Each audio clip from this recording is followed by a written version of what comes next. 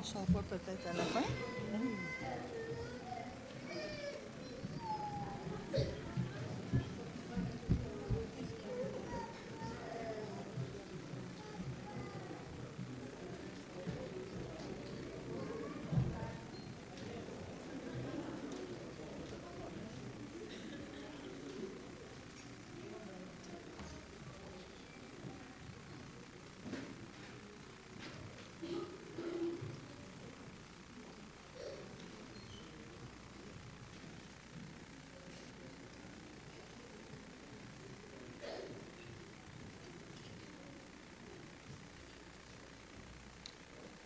Alors, bonjour tout le monde. Est-ce que vous m'entendez? Parce que je ne sais pas si le micro... OK, là, c'est bien.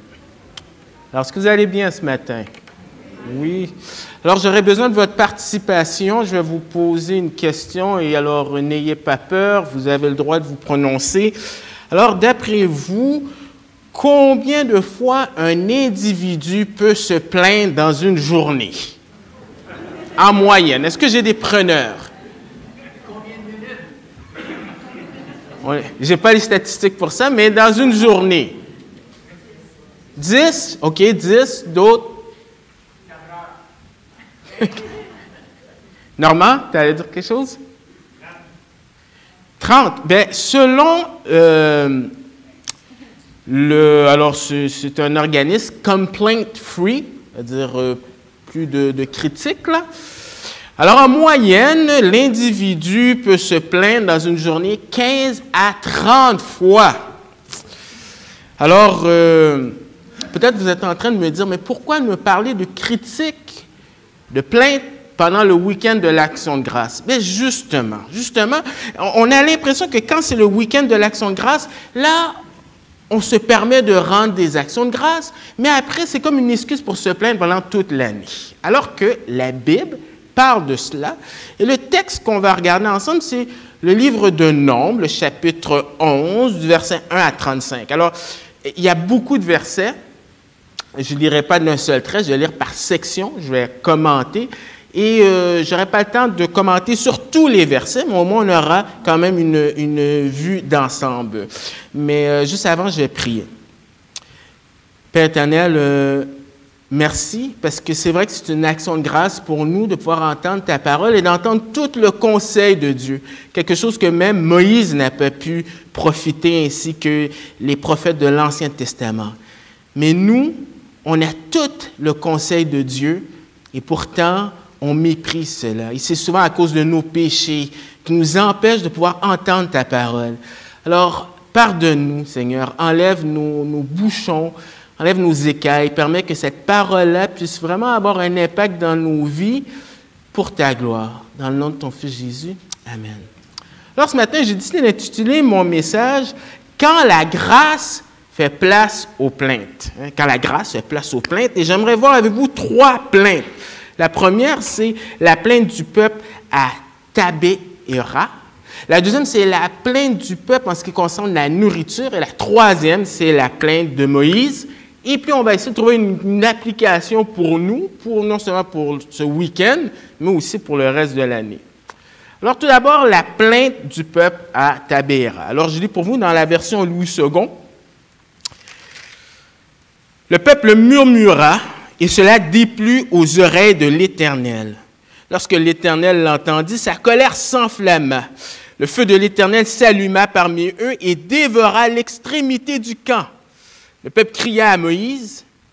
Moïse pria à l'Éternel et le feu s'arrêta. On donna à ce lieu le nom de Tabéhéra, parce que le feu de l'Éternel s'était allumé parmi eux. Alors, on voit tout d'abord que Moïse nous indique l'attitude du peuple. Et c'est quand même étonnant qu'il puisse se plaindre parce que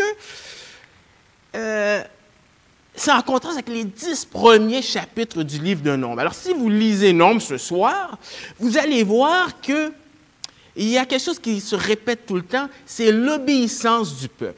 Alors, je veux juste vous le dire, j'ai au moins remarqué 10 versets où est-ce que l'emphase est mise sur l'obéissance du peuple. Chapitre 1, verset 54, chapitre 2, verset 34, chapitre 3, verset 16, chapitre 3, verset 39, chapitre 3, verset 51, chapitre 4, verset 49, chapitre 5, verset 4, chapitre 8, verset 3, verset 20, verset 22. À chaque fois, le peuple obéit, il ne critique pas, il obéit. Alors, c'est quand même étonnant qu'on voit, il y a un contraste qui se fait, et c'est d'autant plus étonnant lorsqu'on lit les promesses que Dieu a faites, du chapitre 10, versets 29 à 36. Alors, je lis pour vous. Moïse dit à Hobab, fils de Réuel, le Madianite, beau-père de Moïse, « Nous partons pour le lieu dont l'Éternel a dit, « Je vous le donnerai. Viens avec nous et nous te ferons du bien, car l'Éternel a promis de faire du bien à Israël. » Hobab lui répondit, « Je n'irai point, mais j'irai dans mon pays et dans ma patrie. » Et Moïse dit, « Ne nous quitte pas, je te prie, puisque tu connais les lieux où nous campons dans le désert, tu nous serviras de guide. Et si tu viens avec nous, nous te ferons jouir du bien que l'Éternel nous fera. » Ils partirent de la montagne de l'Éternel et marchèrent 3 jours. L'arche de l'alliance de l'Éternel partit devant eux et fit une marche de 3 jours pour leur chercher un lieu de repos. La nuée de l'Éternel était au-dessus d'eux pendant le jour lorsqu'ils partaient du camp. Quand l'arche partait, Moïse disait, « Lève-toi, Éternel, et que tes ennemis soient dispersés, que ceux qui te haïssent fuient devant ta face. » Et quand on la posait, il disait, « Reviens, Éternel, aux myriades des milliers d'Israël. » Alors, qu'est-ce qui nous est présenté? C'est quelque chose d'incroyable. L'Éternel va au-devant d'eux. Parce qu'ils ne sont jamais allés à Canaan, c'est une terre inconnue. Mais qu'est-ce qui est réconfortant? C'est que s'ils affrontent des ennemis, qui est le premier qui va faire face aux ennemis? C'est l'Éternel. Alors, c'est encourageant. Et non seulement ça, quand ils arrêtent, la nuée descend. Donc, il y a une idée de protection, mais aussi une idée de pouvoir pourvoir à leurs besoins. Et cette promesse que Dieu va leur faire du bien. Mais qu'est-ce qui est encore plus surprenant? C'est après seulement 3 jours de marche. Alors, pour comprendre le livre des Nombres, surtout les 10 premiers chapitres, il faut le mettre au niveau chronologique dans le livre des Lévitiques. Tout se fait en même temps. Ils sont restés dans cette montagne au Sinaï 1 an et 2 mois. Pourquoi? Parce que l'Éternel est allé chercher ce peuple. Maintenant, c'est officiellement une nation, mais c'est une nation qui a le privilège d'avoir quelque chose qu'aucune nation sur la terre a pu avoir, la révélation de Dieu. D'ailleurs, Moïse va dire, quel Dieu a parlé parmi les païens à travers le feu? Ils ont la loi. Et là, ils ont tous les commandements, il y a l'ordre qui est installé, ils sont prêts à partir, et pourtant, après 3 jours, ils faillissent. Quand je vois ça, je réalise une chose. La loi, elle est bonne, parce que ça vient de Dieu. Mais dès le début, on voit que le but de la loi, ce n'est pas de sauver. Parce qu'ils sont incapables de suivre la loi même après 3 jours. Mais le Nouveau Testament nous dit que la loi, elle est un pédagogue. Elle nous pointe justement sur le fait qu'on n'est pas capable d'obéir aux standards de Dieu, mais ça nous pointe à Jésus qui lui a accompli parfaitement la loi et qu'on peut mettre notre confiance en lui pour être sauvé.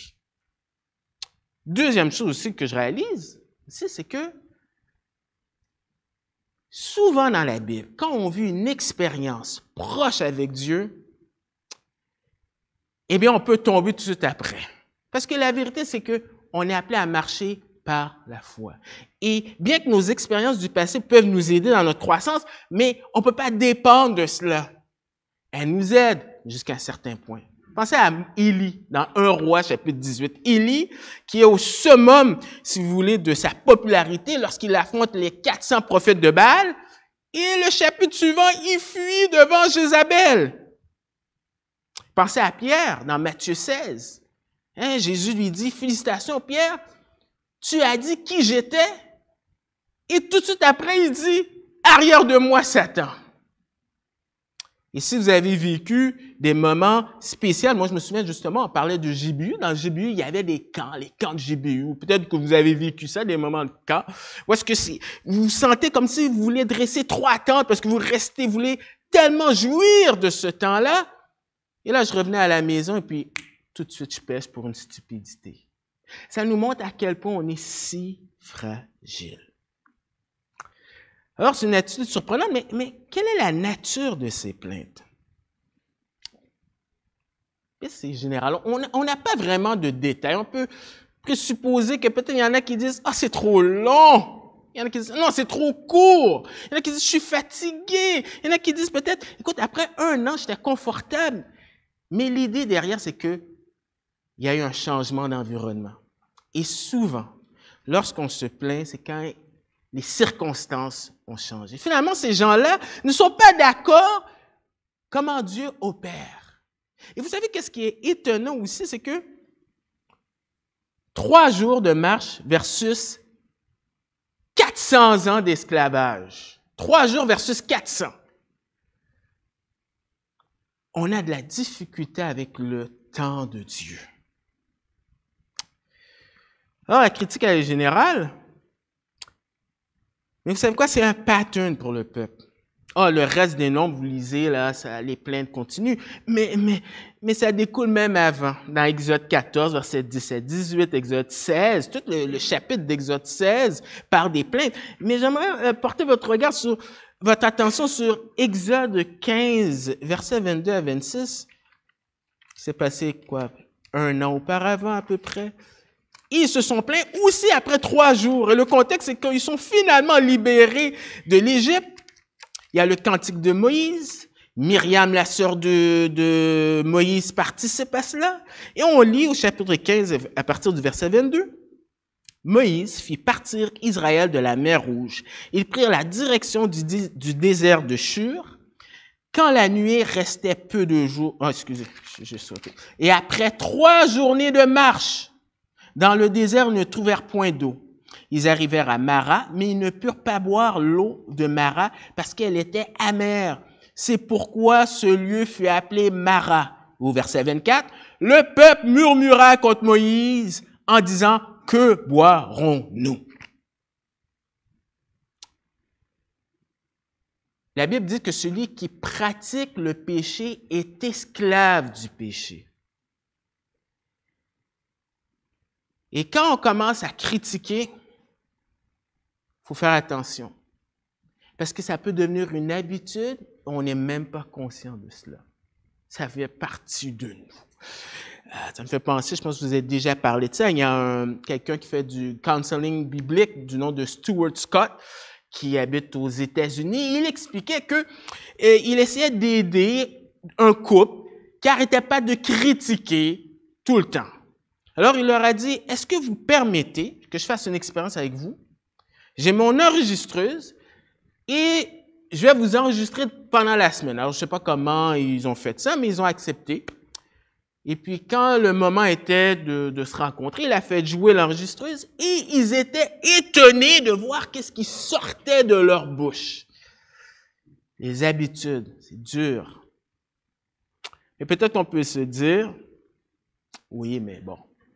Disons que la critique et les plaintes ne font certainement pas partie des 7 péchés capitaux.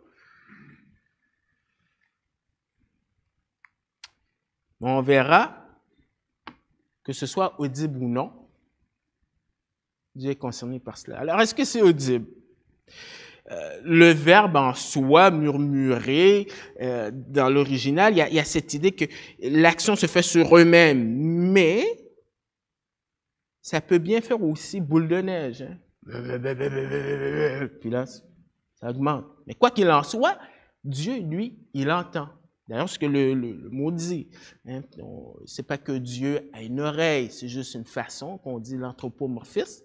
Hein, c'est-à-dire qu'on prend le corps d'un être humain pour faire comprendre aux gens vraiment l'idée que Dieu entend. Alors que ce soit audible ou non, Dieu connaît nos cœurs. Et il y a des conséquences à cela. Les conséquences, c'est, il y a un jugement. Alors, ce n'est pas le verset 3, c'est le verset 1, le jugement divin. Alors, le texte nous dit, cela déplut. Alors, Dieu, il écoute, il fait une évaluation de cela. Le mot, c'est ra en hébreu. C'est quelque chose de méchant, de mauvais. Et le texte dit que l'Éternel l'entendit. Le temps de verbe, c'est qu'il entend continuellement les plaintes. Et pour que nous puissions comprendre que Dieu n'aime pas les plaintes, c'est très imagé l'hébreu. Le mot colère, c'est né. Et c'est cette idée que ça augmente. Ça augmente. Et là, c'est comme si mon nez, je fais...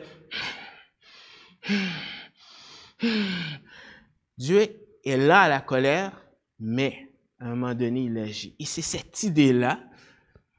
Il va utiliser 3 mots qui sont reliés quand même. Il y a le mot enflammé, il y a le mot feu, il y a le mot alluma.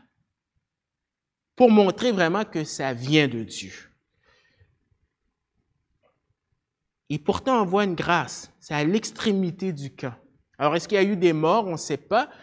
Mais une chose est certaine, si c'était au centre, eh bien, c'était encore plus grave. Alors, la réaction des gens lorsqu'ils voient ça, c'est de demander à Moïse. Ils crient à Moïse. Est-ce qu'ils crient parce qu'ils sont conscients de qu'est-ce qu'ils ont fait ou c'est plutôt parce qu'ils voient le feu? Probablement, c'est à cause qu'ils voient le feu. Alors, ils vont demander à Moïse, et Moïse, c'est un homme qui intercède. On l'a vu dans Exode chapitre 32, lorsqu'il construit le veau d'or, Dieu veut les exterminer et repartir à zéro, faire un 8-7 avec Moïse, et Moïse intercède pour le peuple. Mais vous savez, dans cette histoire, même Moïse va échouer comme intercesseur. On le verra. Il ne voudra pas intercéder pour le peuple. Mais 1 Timothée, chapitre 2, verset 5, nous montre, comme l'Épître aux Hébreux nous dit qu'il y a quelqu'un supérieur à Moïse, qui est Jésus. Eh bien, voici qu'est-ce que 1 Timothée 2, verset 5 dit. « Car il y a un seul Dieu, aussi un seul médiateur entre Dieu et les hommes, Jésus-Christ, homme, qui non seulement intercède, mais qui est mort pour nous. » Alors, le résultat, c'est que on décide de nommer ce lieu-là Tabéra. C'est un jeu de mots parce que Tabéra veut dire quelque chose qui est l'embrasement et c'était allumé ou c'était embrasé. Donc, il y a un jeu de mots. Et pourquoi il dit ça? Ben, c'est pour une leçon pour les générations futures. Parce que des noms montrent que c'est un fait historique. Et associé à ce fait historique, on apprend quelque chose sur les attributs de Dieu. On a parlé de livre de systématique de John MacArthur, et dans ce livre systématique, je déduis qu'on va parler des attributs de Dieu. Mais souvent, les attributs de Dieu, ça peut être abstrait. Dieu est saint. OK. Dieu a des standards. OK.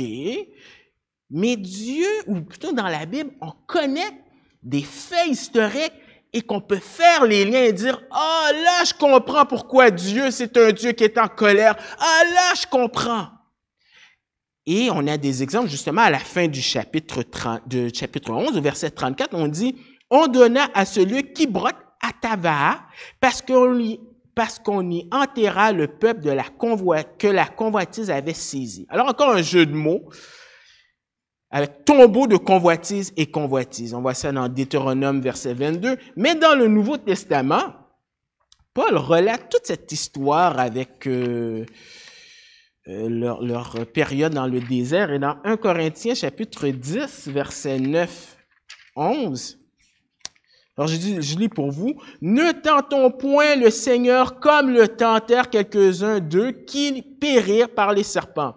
Ne murmurez point comme murmurèrent quelques-uns d'eux qui périrent par l'exterminateur. Ces choses sont arrivées pour servir d'exemple et elles ont été écrites pour notre instruction à nous qui sommes parvenus à la fin des siècles. » Au verset 12.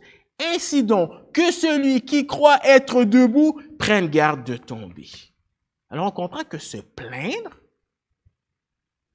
ben attention, Dieu, il prend ça très au sérieux. Alors ça, c'est ce qui concerne les plaintes du peuple à Tabéra. Mais maintenant, il y a les plaintes du peuple pour la nourriture. Plus spécifiquement, pour une diète. Parce que dans Exode 16, ils vont se plaindre pour la nourriture aussi, mais ici, il y a quand même des différences. D'abord, la première différence, c'est que tout ça, ça a été influencé par les non-juifs. Alors, je lis pour vous versets 4 à 6. Le ramassis des gens qui se trouvaient au milieu d'Israël fut saisi de convoitise. Et même les enfants d'Israël recommencèrent à pleurer et dire, « Qui nous donnera de la viande à manger? » Nous souvenons des poissons que nous mangions en Égypte et qui ne coûtaient rien, des concombres, des melons, des poireaux, des oignons et des œufs. Bref, le bon vieux temps. Maintenant, notre âme est desséchée, plus rien. Nos yeux ne voient que de la manne. Alors, c'est qui ce ramassis des gens? Bien, probablement dans Exode chapitre 12, verset 38, on nous apprend que quand le peuple a quitté l'Égypte, il y a d'autres personnes qui se sont joints, probablement aussi des Égyptiens, et que ces personnes-là, eh bien, ils étaient saisis de convoitise. Si tu peux avancer. Donc, tout ça, c'est amorcé par la convoitise. Le texte dit saisi de convoitise. Et littéralement, c'est désirait de désir. Et ça revient. Donc, il y a une intensité. Ces gens-là convoitent quelque chose. Ce qui va les amener à se plaindre. Et qu'est-ce qu'on apprend? Ce qu'on apprend, c'est que se plaindre, c'est pas juste l'affaire des Juifs, mais c'est l'affaire aussi des non-Juifs. C'est l'affaire de chaque humain, de chaque être humain. Donc, se plaindre, c'est pas juste l'affaire des Haïtiens, ou des Québécois de souche, ou des Africains, etc., etc. C'est l'affaire de tous les êtres humains, parce que tous les êtres humains ont péché, ils sont privés de la gloire de Dieu, et Dieu doit envoyer Jésus pour sauver tous les êtres humains, parce que nous nous plaignons tous.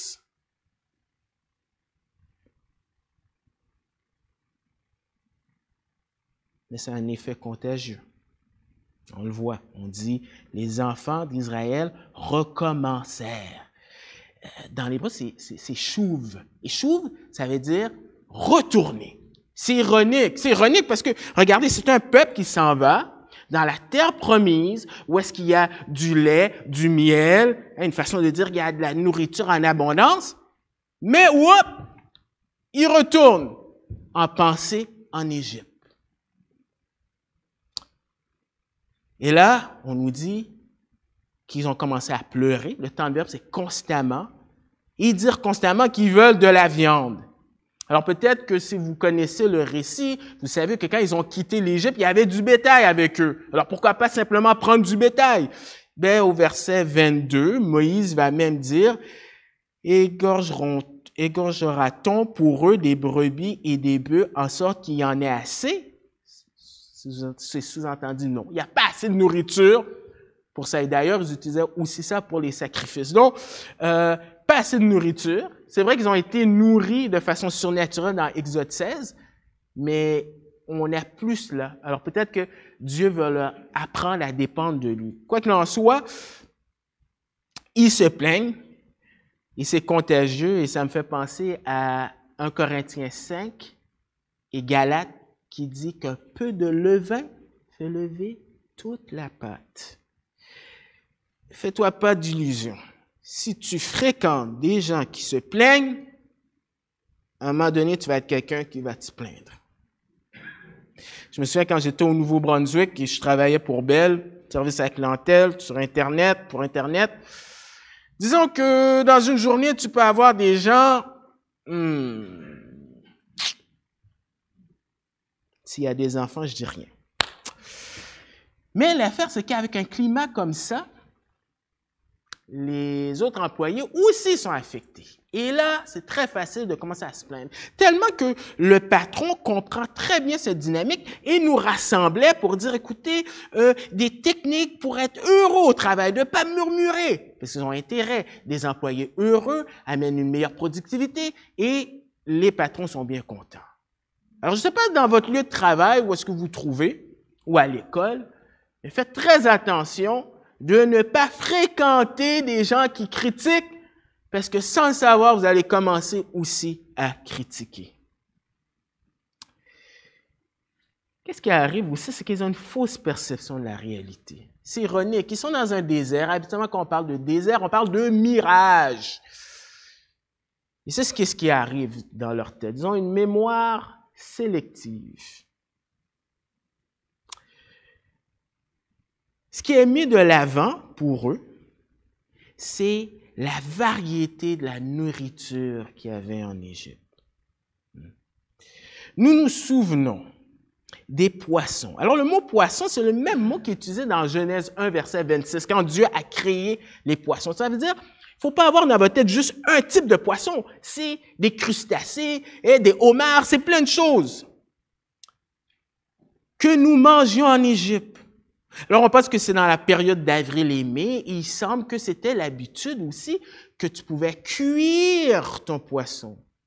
Alors, tout dépendamment si vous faites ça, mais je sais que parmi les Haïtiens, on cuit notre poisson.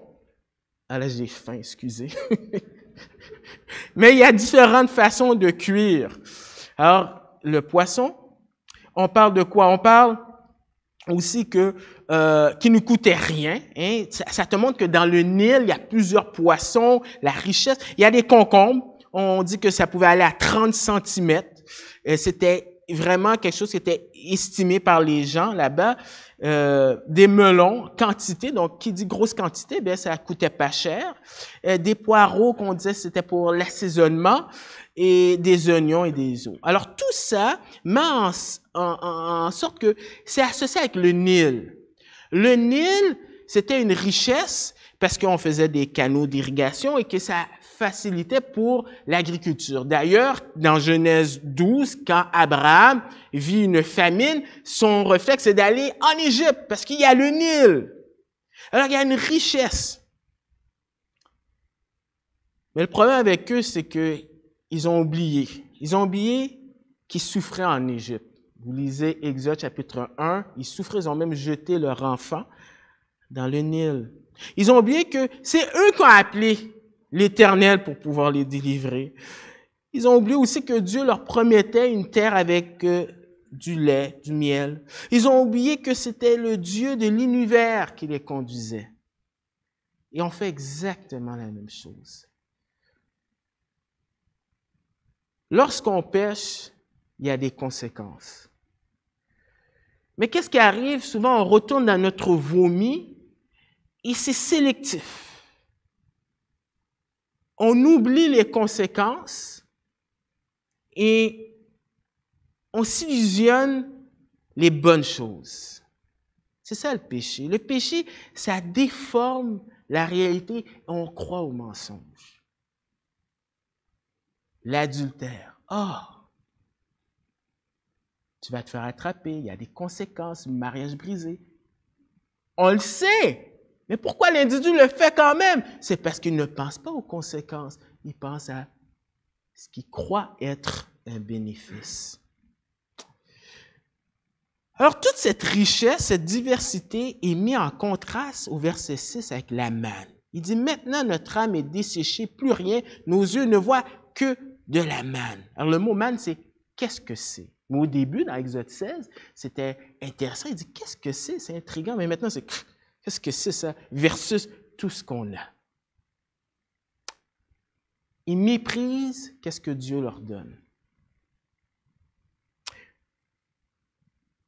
Si vous êtes chrétien depuis un certain nombre d'années, probablement vous avez entendu ou vu des personnes quand ils se convertissent. C'est extraordinaire. Ils ont une faim, une soif de la parole de Dieu. Mais des fois, il y a des gens qui disent, tu vas voir, avec le temps, là, ça va s'estomper. Ça va s'estomper. Nous vivons dans un pays où est-ce qu'on a le privilège de se rencontrer et de voir cette Bible. On a même différentes versions. Et peut-être avec le temps, encore cette histoire de Jésus. Mais est-ce que c'est justifié, leur demande? Est-ce qu'après tout, avoir de la manne tous les jours, il me semble qu'après un certain temps, on se tannerait. Je comprends ça un petit peu parce que avec Caleb et Lydie au début, avec toute la rigidité alimentaire, on devait acheter de la pizza McCain. Au début, c'est plaisant, mais je dois vous dire à la fin, là, j'étais tanné. Quand je voyais quelque chose de pizza, ça m'effrayait. Alors la question, on doit se poser vraiment, pensez-y 2 ans, est-ce que vous mangerez de l'avoine tous les jours? Est-ce qu'ils ont raison de se plaindre? Ben non, c'est non justifié. Versets 7 à 9. La manne ressemblait à de la graine de coriandre et avait l'apparence du bdellium. Le peuple se dispersait pour la ramasser. Il la broyait avec des meules ou la pliait dans un mortier. Il la cuisait au pot en faisant des gâteaux. Elle avait le goût d'un gâteau à l'huile. Quand la rosée descendait la nuit sur le camp, la manne y descendait aussi. Alors, on est témoin de quelque chose d'intéressant. Quand vous lisez des textes de genre littéraire, ici on a un texte narratif, on raconte. Mais dans le texte narratif, il y a un commentaire du narrateur. C'est comme Moïse là, qui arrête et qui donne des informations sur la manne. Pourquoi il donne des informations? Puisqu'il en a déjà parlé dans Exode chapitre 16. Il donne des raisons pour montrer que c'est pas vrai ce qu'ils disent. La première chose, c'est nutritif et c'est attirant. Dans Exode 16, on dit que ça goûtait comme le gâteau de miel. Il donne la description quand il parle du bdellium. C'est ce qui est repris dans Genèse au début, dans la création. Donc, c'est quelque chose d'attirant, c'est quelque chose qui goûte bon. Et je vais citer quelque chose qui n'a aucune autorité. C'est un livre apocryphe. Mais c'est quand même intéressant qu'est-ce qui est mentionné, c'est dans Sagesse de Salomon 16, verset 20. Voici comment ils décrivent la manne. Au contraire, c'est une nourriture d'ange que tu as donnée à ton peuple, un pain capable de procurer toutes les délices et de satisfaire tous les goûts. Alors, c'est pas yark, c'est bon. Deuxième chose, c'est préparé de différentes façons. C'est ça l'emphase. Vous savez, chez moi, dans ma bibliothèque, avec Lisa, c'est très facile, c'est démarqué. Il y a des livres théologiques, Oura, et il y a les livres de Lisa qui sont la cuisine. Elle a une 20aine de livres de recettes. Mais avec ces recettes-là, elle fait plusieurs choses. Et avec la manne, on peut faire plein de choses. C'est comme le blé. Avec le blé, il y a plein de dérivés qu'on peut faire. Et vous allez le réaliser si vous avez une intolérance au blé. C'est là que vous allez voir, vous dire, oh, je peux pas acheter ça, oh, je peux pas acheter ça, oh, je peux pas acheter ça. Donc, l'idée que Moïse est en train de dire, c'est pas vrai. Ces gens-là disent, c'est plate, c'est monotone, la manne. C'est pas vrai. Tu peux faire plein de choses. C'est gratuit. Oh, c'est sûr qu'il y avait le poisson et ces choses-là à bas prix. Mais tout ça, c'est la providence divine qui donne aux bons comme aux méchants. Mais ici, c'est tout à fait spécial. Ça vient directement de Dieu pour eux. C'est un privilège. Et vous avez la manne, eh bien, le Nouveau Testament pointe que Jésus est le vrai pain de vie. Et de même que ces gens-là ont rejeté la manne, de même que les contemporains de Jésus ont rejeté Jésus. Et on peut tomber dans ce piège-là. Mais il y a des jugements et des conséquences à cracher aux choses de Dieu. 31 à 35. Mais juste avant, je lis pour vous 18, verset 18 à la fin. Tu diras au peuple, sanctifiez-vous pour demain et vous mangerez de la viande, puisque vous avez pleuré aux oreilles de l'Éternel en disant, qui nous fera manger de la viande? Car nous étions bien en Égypte. L'Éternel vous donnera de la viande et vous en mangerez. Vous en mangerez non pas 1 jour, ni 2 jours, ni 5 jours, ni 10 jours, ni 20 jours, mais 1 mois entier jusqu'à ce qu'elle vous sorte par les narines et que vous ayez du dégoût parce que vous avez rejeté l'Éternel qui est au milieu de vous. Non, c'est pas une question de viande. C'est le principe qu'ils ont rejeté la bonté de Dieu. Et parce que vous avez pleuré devant lui en disant, « Pourquoi donc sommes-nous sortis d'Égypte? » Alors au verset 31 à 35, voici qu'est-ce qui arrive. « L'Éternel fit souffler de la mer un vent qui amena des cailles et les répandit sur le camp, environ une journée de chemin d'un côté, environ une journée de chemin de l'autre côté, autour du camp.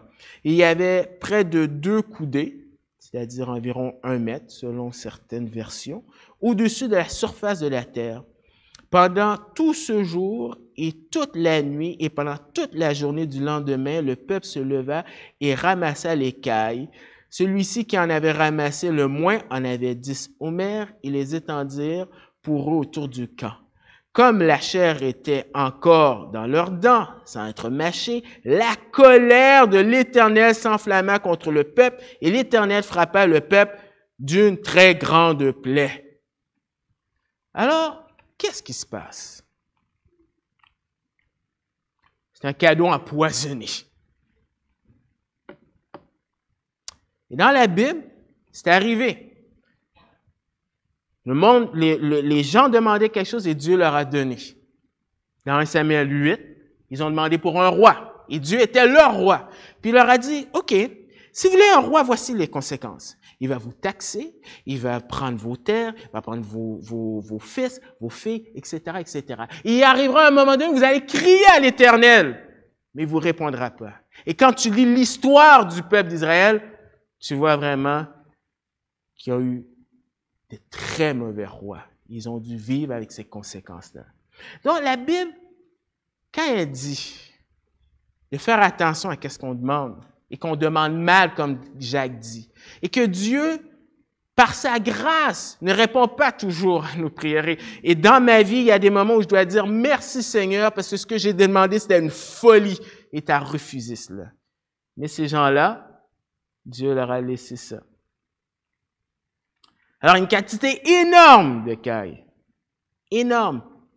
Qu'est-ce qui arrive, c'est que, je ne sais pas si vous êtes déjà arrivé, vous conduisez sur l'autoroute et quelqu'un vous coupe et vous êtes obligé de changer de voie. Et c'est ce qui arrive. Les cailles font leur vol migratoire et Dieu intervient pour qu'ils changent de direction et se rendent sur le camp.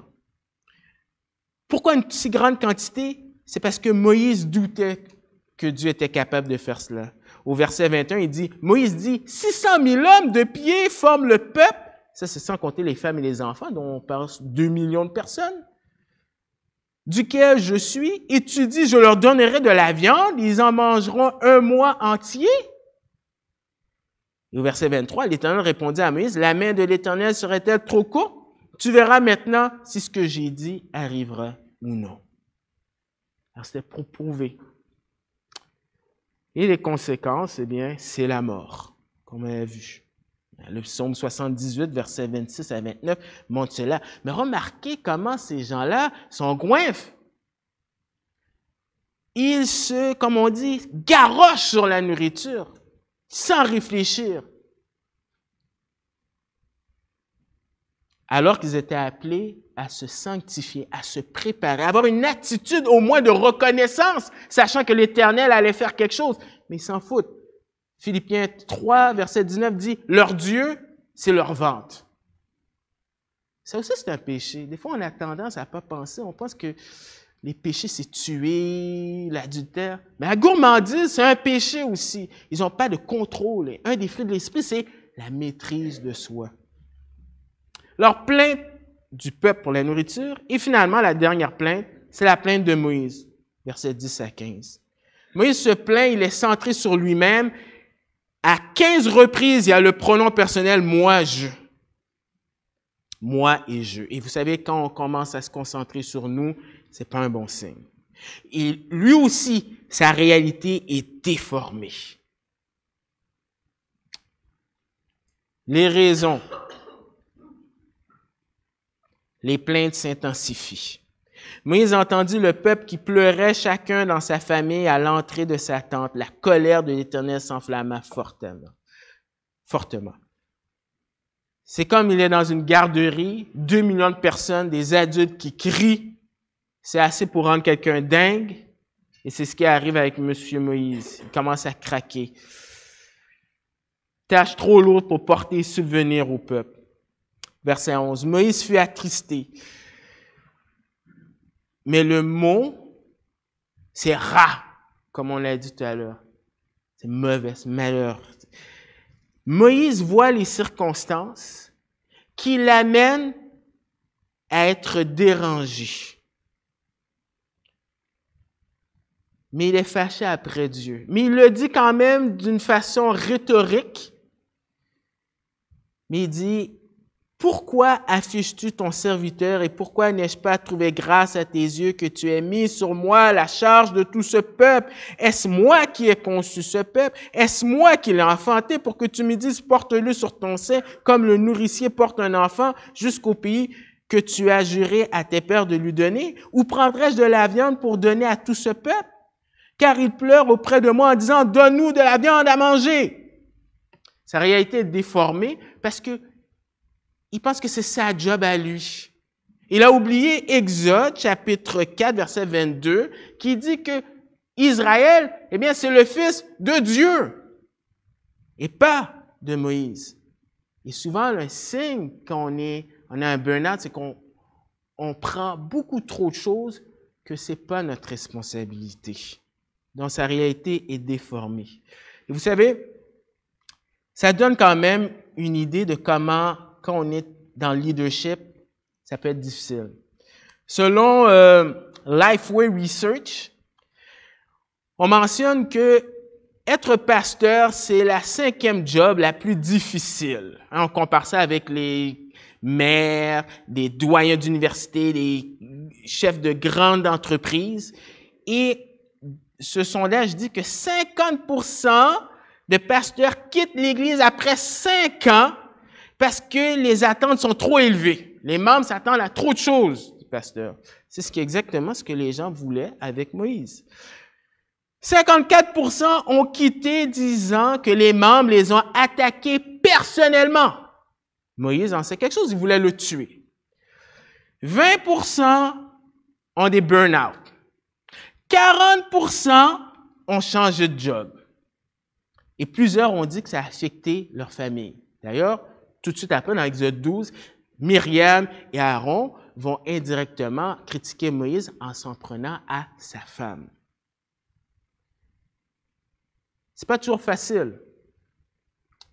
Mon père a été pasteur et ça aurait été la dernière chose que moi j'aurais voulu faire dans la vie, mais la dernière chose. Mais Dieu fait grâce.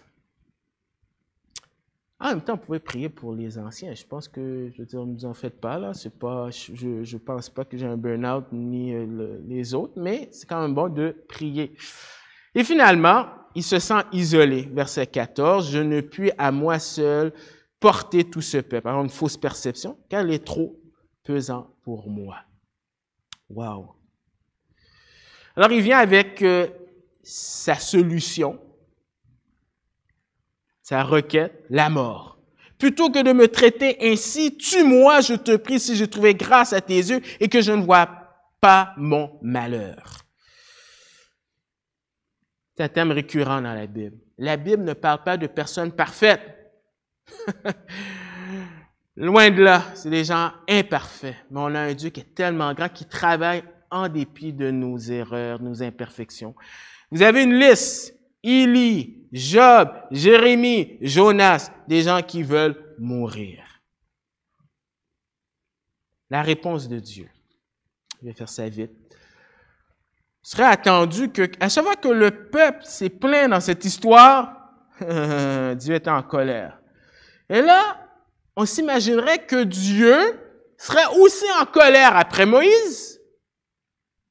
Mais on est étonné. Le texte nous dit, si tu peux avancer, la grâce de Dieu envers Moïse. Comment ça, la grâce? Il s'est plaint comme les autres. La différence, c'est que Moïse s'est plaint à Dieu. Il ne s'est pas plaint de Dieu. Il est allé à Dieu. Et c'est ce qui fait la différence. 70 anciens pour épauler Moïse.